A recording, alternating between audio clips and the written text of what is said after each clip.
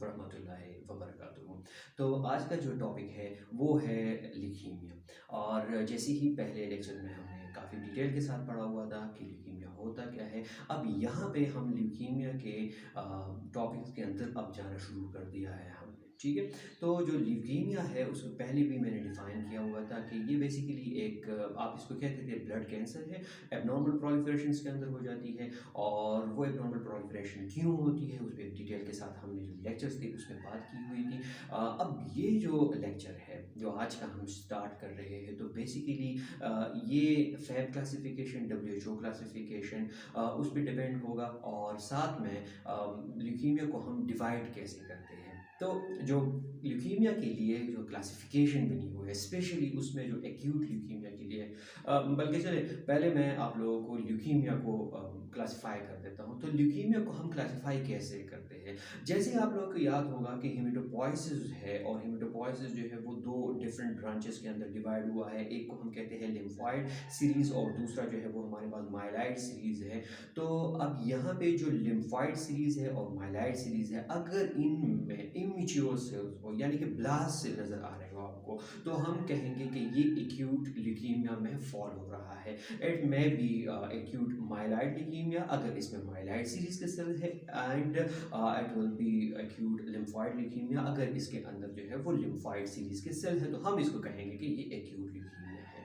इसी तरह chronic leukaemia के अंदर भी ये डिवाइड हुआ है, तो क्रॉनिक माइलाइड ल्यूकीमिया सेम उसी तरह, and chronic lymphocytic leukaemia same उसी तरह के CML और CLL, ALL एंड AML। तो इसके चार मेन टाइप्स हो गए जो डिपेंड करेंगे इसके मॉर्फोलॉजी के ऊपर, जो कि ब्लास्ट सेल्स इसके अंदर आ रहे हैं, एंड इसकी मैच्योरिटी के ऊपर कि वो सेल्स कि इसमें से जो मैच्योर आंसर है वो ज़्यादा आ रहे हैं। अच्छा, अब एक और जो पैथोलॉजिकली इसको हम डिफाइन करते हैं या इसको एक्यूट और क्रॉनिक में फ़र्क करते हैं, तो एक्यूट ल्यूकीमिया जितने होंगे वो सडन ऑनसेट होगा, और जो क्रॉनिक होंगे तो वो उनका टाइम काफ़ी लगेगा, टाइम स्पेंड उन पे ज़्यादा होगा। सडन ऑनसेट का मतलब ये है सिंपल अल्फाज में कि लेट सपोज एक पेशेंट है, तो वो आपको हफ्ते 2 हफ्तों के दौरान जो ही आपको पता चल जाएगा कि वो डायग्नोज हो जाएगा कि उसके एक्यूट ल्यूकीमिया। क्यों? क्योंकि इसको जो साइन सिम्टम्स है वो इतने सिवियर होंगे, वो इतने शदीद होंगे कि आपको अल्टीमेटली डॉक्टर के पास जाना पड़ेगा, आपकी CBC करेंगे, और जब आप देख लेंगे तो आपका काउंट जो है वो लाखों हज़ारों में पहुंच चुका होगा। इसी तरह जो क्रॉनिक है वो टाइम थोड़ा ज़्यादा लेता है। टाइम क्यों ज़्यादा लेता है? लेट सपोज आप दिन ब दिन कमज़ोर होते जा रहे हैं, फीवर आ रही है, फिर ठीक हो रही है, लेकिन with the passage of time आप कमज़ोरी महसूस कर रहे हैं। इट टेक 4 to 5 मंथ्स जो है अगर आप ये ले लेता है, तो भी फिर आप मतलब ठीक रहते हैं, लेकिन अंदर से आपकी जो बॉडी है वो जवाब देना शुरू कर देती है। तो जो ल्यूकीमियाज होते हैं वो अक्सर इसी तरह जो है वो सडन लोग डायग्नोज करते हैं कि कमज़ोरी हो रही है, आप डॉक्टर के पास चले गए, उसने CBC रिपोर्ट देख ली, और CBC रिपोर्ट देखने के बाद वो फिर डायग्नोसिस पे चला गया कि इनको कौन सा ल्यूकीमिया हुआ है। तो यहाँ पे एक और बात भी मैंने कहना चाहूँगा कि सेल्फ मेडिकेशन को आप लोगों ने नहीं करना, क्योंकि अगर फीवर है तो फीवर को हल्का नहीं लेना, फीवर बार बार आना फीवर का ये बड़ी ख़तरनाक चीज़ है। और अक्सर हम इसको बहुत सारे पेशेंट जो है वो इसी तरह जो है वो इसको ज़ाया कर देते हैं टाइम को, कि वो खुद ही मेडिसिन लेना शुरू कर देते हैं। तो CBC जो रिपोर्ट है, CBC की रिपोर्ट के ऊपर आपने रिलाई करना है। आपको जो भी हो जाए, लेकिन आपने पहले जो है वो CBC की रिपोर्ट देखनी है, उसके बाद आप अपने डॉक्टर के पास चले जाएं और उसको बताएं कि ये मामला है, तो वो फिर देखा जाएगा। अच्छा, तो अब हम डिटेल की तरफ जा रहे हैं, अपनी स्लाइड्स को खोलेंगे हम, और स्लाइड में मैं आपको बताऊंगा कि हम एक्यूट ल्यूकीमिया, क्रॉनिक ल्यूकीमिया, और फैब क्लासिफिकेशन और WHO क्लासिफिकेशन के अंदर जो है वो क्या डिफरेंस है। तो चलते हैं अपने स्लाइड की तरफ। ये है और स्लाइड में यही है कि all leukemias are stem cells and are precursor of hematopoietic stem cell disorder characterized by malignant neoplastic proliferation and accumulation of immature and non-functional hematopoietic cells in the blood and bone marrow। वही बात है कि जितनी leukaemias है वो stem cell या उसकी precursor के डिसऑर्डर की वजह से हो जाते हैं, जो कि मेलिग्नेंट रहते हैं, न्यूप्लास्टिक रहते हैं, और इनके अंदर जब ये मेलिग्नेंसी का और न्यूप्लेजिया का जो आंसर आ जाता है, इट्स मीन कि पीछे से कोई ऐसी ताकत है जो कि इनको डिसऑर्डर बनाने पे मजबूर कर रही है, और वो ताकत जो है वो क्या है, बेसिकली वो ताकत हमारे पास जो है वो म्यूटेशन है, जो कि डिलीशन की शक्ल में हो सकती है, इन्वेजन की शक्ल में हो सकती है या ट्रांसलोकेशन की शक्ल में हो सकती है, यानी कोई ना कोई वजह जो है वो म्यूटेशन कॉज करेगा। और इनकी कॉजेज़ पे जो है वो हमारी ऑलरेडी बात हो चुकी थी कि एक माइट बी बेंजीन, फॉर्मल्डिहाइड या कुछ और भी हो सकता है, रेडिएशन वगैरह।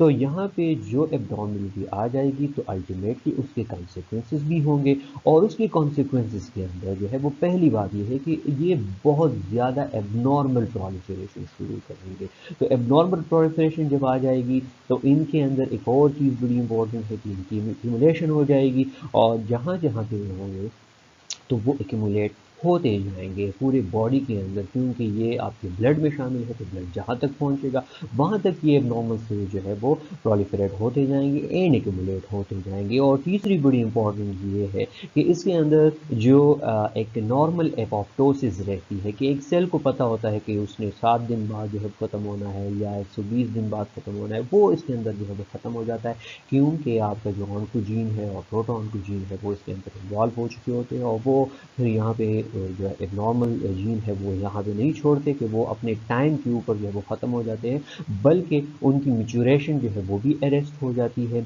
और दूसरी बात ये है कि उनकी डेथ जो नॉर्मल होती है वो भी नहीं होती। और ये पूरा मामला जो है ये आपके ब्लड में या आपके बोन मैरो में को इन्वॉल्व करता है, क्योंकि बोन मैरो जो है वो अल्टीमेटली आपके बोन्स की, आपके जो ब्लड की है वो फैक्ट्री है, और ब्लड में ही निकल के आना है। तो ब्लड जो है वो कंटेन करेंगे ये एबनॉर्मल सेल्स। सो डिजीज़ प्रोग्रेशंस, अब यहाँ पे ज़रा आप इसको समझने की कोशिश करें कि leukemia are cancer found in the blood cell, ये बात हमें समझ आ रही है। अब है कि acute leukaemia are usually aggressive disease. अब यहाँ पे जब हम ल्यूकीमिया को डिस्कस करेंगे तो डिफरेंट टाइप्स ऑफ ल्यूकीमिया के हम नाम सुनेंगे, जैसे कि एक्यूट ल्यूकीमिया है, जैसे कि क्रॉनिक ल्यूकीमिया है, एक्यूट माइलॉइड ल्यूकीमिया है, एक्यूट प्रोमाइलोसाइटिक ल्यूकीमिया है, एक्यूट माइलोमोनोसाइटिक ल्यूकीमिया है, क्रॉनिक लिम्फोसाइटिक ल्यूकीमिया, एक बड़ी सी लिस्ट है। So they are classified by how quickly they progress and what type of cell they affect। तो यहाँ पे दो बातें हमें समझ आ रही है कि how quickly they progress, कि ये कितनी तेज़ी से फैलेगा, कितनी तेज़ी से बॉडी को इन्वॉल्व करेगा, कितनी तेज़ी के साथ ये अपने साइन सिम्टम शो करेगा। एंड दूसरी बात, what type of cell they affect, और उसमें कौन से टाइप के सेल इफेक्ट होंगे, लाइक ब्लास्ट सेल इफेक्ट होंगे, आपके जो मिडिल ऑर्डर सेल्स है वो इफेक्ट होंगे, यानी कि माइलोसाइट, मेटामाइलोसाइट, और आपकी मैच्योर सेल है वो इफेक्ट होंगे। तो ल्यूकीमिया को जो है वो यहाँ पे हम दो डिफरेंट टाइप में, दो डिफरेंट क्लासिफिकेशन से हम इसको डिवाइड कर सकते हैं। Leukemia affects ability to produce normal blood cell. ये बात तो बहुत ज़रूरी है, क्योंकि आपके सेल्स के अंदर जब म्यूटेशन आ चुकी है तो आपका बोन मैरो फैक्ट्री के अंदर जो है वो मटेरियल के अंदर प्रॉब्लम आ चुका है, मटेरियल के अंदर प्रॉब्लम आ चुका है, तो अल्टीमेटली जो रिजल्ट हमारे पास आएगा, अल्टीमेटली जो हमारे पास सेल आएगा उसके अंदर आपको जो है वो प्रॉब्लम नज़र आएगी। ठीक है, तो bone marrow makes abnormally large number of immature white blood cells, जिसे हम कहते हैं कि ब्लास्ट सेल है। और इनको ये माइलोब्लास्ट भी हो सकते हैं, ये लिम्फोब्लास्ट भी हो सकते हैं, ये एरिथ्रोब्लास्ट भी हो सकते हैं, यानी कि जो आपके ब्लास्ट सेल है वो सारे के सारे एबनॉर्मल हो सकते हैं, या इनमें एक लीनेज का जो सेल है वो एबनॉर्मल हो सकता है। अच्छा, अब यहाँ पे आप लोग देख रहे हैं कि ये ज़रा याद रखें, हेमोपोइटिक स्टेम सेल, बार बार मैं इसको आप लोगों को याद करवाता रहता हूँ कि ये हेमोपोइटिक स्टेम सेल है, जिनमें it's divide into lymphoid and myeloid progenitor, ये लिम्फोसाइटिक सीरीज़ में जाएगा, एंड ये आपके जो माइलोसाइटिक सीरीज, आपकी जो माइलोसाइटिक सीरीज़ है उसमें आ जाएगा। तो यहाँ पे जो सीरीज़ होगी यहाँ तक, अगर वो ब्लास्ट पे मुश्तमिल है तो ये एक्यूट ल्यूकीमिया क्रिएट करेगा, पर यहाँ पे अगर मेच्योरिटी की तरफ जा रहा है तो will proceed into chronic myeloid और chronic lymphocytic leukemia। ये देख रहे हैं आप कि ये अगर इस एरिया को इन्वॉल्व करेगा तो इट्स मीन कि आपके लिम्फॉइड प्रोजेनिटर सेल जो है वो डिस्टर्ब हो रहे हैं, and ultimately it will cause acute lymphoblastic leukaemia. Green जो निशान नज़र आ रहा है, इसका मतलब ये है कि यहाँ पे लिम्फोब्लास्ट की इन्वॉल्वमेंट आ चुकी है।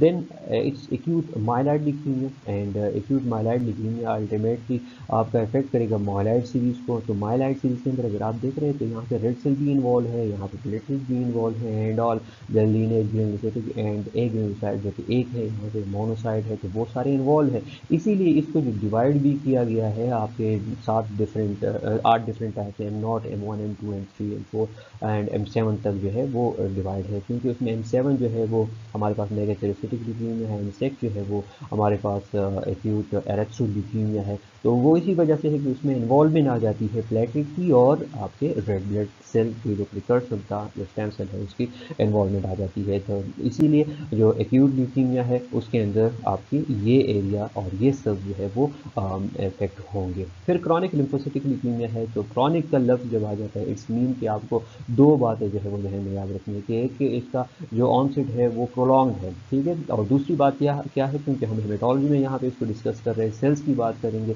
तो जब सेल्स की बात करेंगे इट मीन कि यहाँ पे मैच्योर सेल जो है वो इनकी इन्वॉल्वमेंट है, तो लिम्फोसाइट जो है वो यहाँ पे इन्वॉल्व होंगे, साथ में उसके साथ कुछ स्मजिंग होगी, वो तो जब हम इंशाल्लाह CLL को डिस्कस करेंगे तो उसमें राई क्लासिफिकेशन है, बायलेंट क्लासिफिकेशन है, उसको डिटेल के साथ हम पढ़ेंगे। लेकिन यहाँ पे सिर्फ आप ये रखेंगे कि एक्यूट लिम्फोसिटिक ल्यूकीमिया मीन कि आपके ब्लास्ट सेल्स इन्वॉल्व है किस चीज़ के, लिम्फॉइड सीरीज़ के, और उसमें से आपके लिम्फोब्लास्ट है। यहाँ पे आपके लिम्फॉइड सीरीज़ की इन्वॉल्वमेंट है, लेकिन मैच्योर सेल की इन्वॉल्वमेंट है।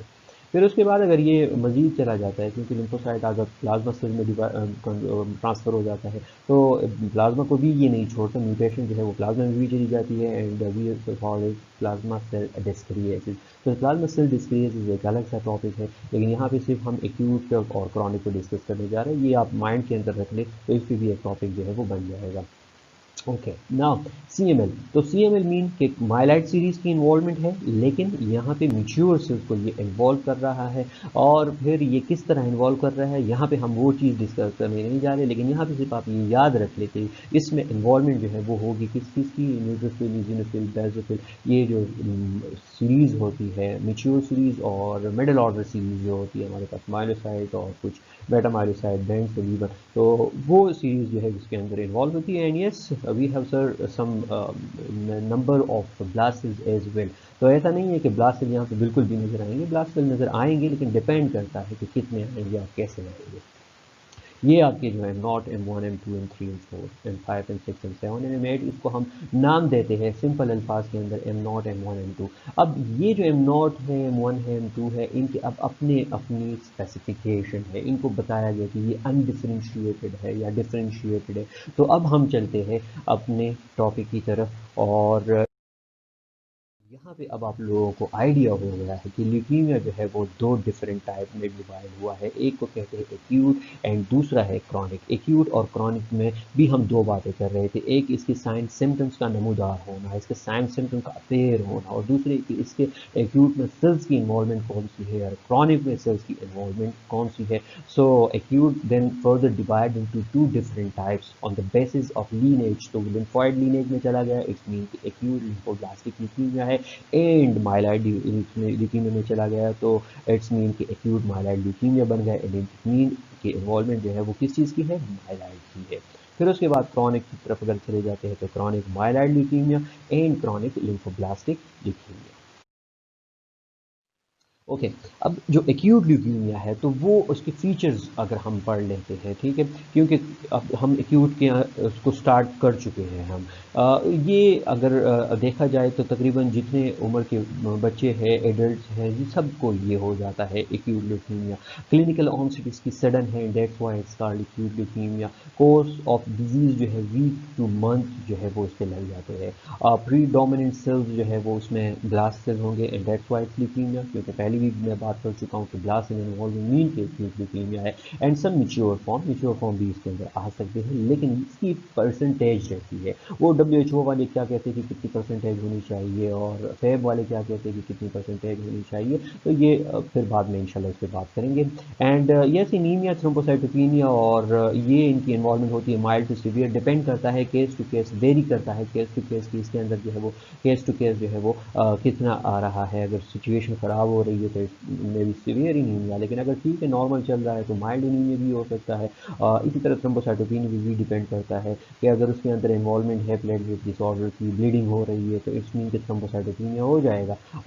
WBC वेरिएबल रहते हैं, ये आपको डिफरेंट मिलेंगे। ब्लास्ट सेल्स बड़ी इंपॉर्टेंट है, लेकिन WBC कम ज़्यादा हो सकते हैं। अभी जब हम इसको स्टार्ट में पढ़ेंगे तो अभी आपको आइडिया नहीं होगा कि कितना कितना कितना होना चाहिए, लेकिन जब आप ल्यूकीमिया को ख़त्म कर लेंगे तो आपको एक आइडिया हो जाएगा कि अच्छा एक्यूट ल्यूकीमिया का जो वो है काउंट है वो हज़ारों से लाखों तक आ सकता है, लेकिन अगर क्रॉनिक की तरफ में देखें तो वो लाखों में ही होता है और लाखों के अंदर बहुत ज़्यादा होता है। तो डिपेंड करता है ये ल्यूकीमिया, और ये केस टू केस भी वेरी करता है। फिर पैथोजेनेसिस ऑफ एक्यूट ल्यूकीमिया, तो इस पे तकरीबन हर जगह पे हमने बात की, कहीं ना कहीं पे इसको हमने टच कर दिया। Acute leukaemia are usually aggressive disease in which malignant transformation occur in the haemopoietic stem cells और अर्ली प्रोजेनिटर सेल। ठीक है, तो जेनेटिक डैमेज जो है वो इन्वॉल्व होगा, और जेनेटिक डैमेज जो है उसके सेवरल बायोकेमिकल जो है वो इन्वॉल्वमेंट हो सकती है। वो मैंने ऑलरेडी आप लोगों को बता दिया है। तो एक इंक्रीज रेट ऑफ प्रोलिफरेशन ये आ सकता है, रिड्यूस एपोप्टोसिस, ठीक है, ये भी आ सकता है, and block in cellular differentiation, यानी कि जिसे मैच्योरेशन अरेस्ट कहा जाता है। तो ये चीज़ें जो है वो इसके अंदर आ सकती हैं। Okay, and then malignant transformation occur as a result of the accumulation of genetic mutation. Gene involved in development of cancer are divided broadly into two groups. एक को ऑन्कोजीन कहा जाता है एंड दूसरा जो है वो है tumour suppressor gene. So an oncogene is a gene that has the potential to cause cancer. And in tumor cells, these genes are often mutated or expressed at high level. Most normal cells undergo a programmed form of rapid cell death, जिसे हम कहते हैं apoptosis, and critical functions are altered and malfunction. तो oncogene जो है ये responsible होता है, एक जीन है जिसके अंदर पोटेंशियल रहता है, तो वो कैंसर को जो है वो कॉज कर सकता है. Then we have another one, and that is tumor suppressor gene. So tumor suppressor gene or anti-oncogene is a gene that regulate cell during cell division and replication.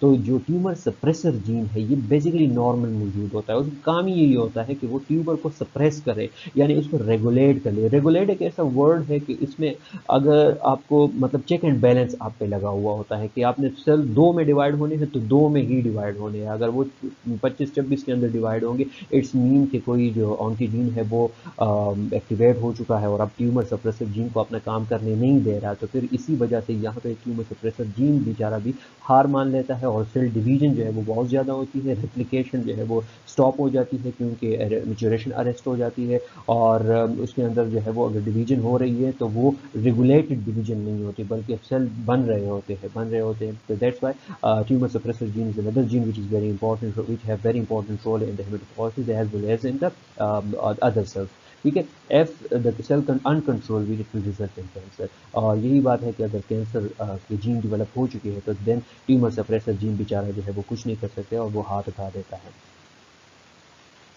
Okay, so dear student, do subscribe the channel MLT Lectures by Tanveer Tara. और अभी तक अगर किसी ने subscribe नहीं किया तो kindly subscribe के बटन को दबा लें और बेल के आइकन को दबाना ना भूलें ताकि हर नई आनी वीडियो आपको बर वक्त पहुँचे.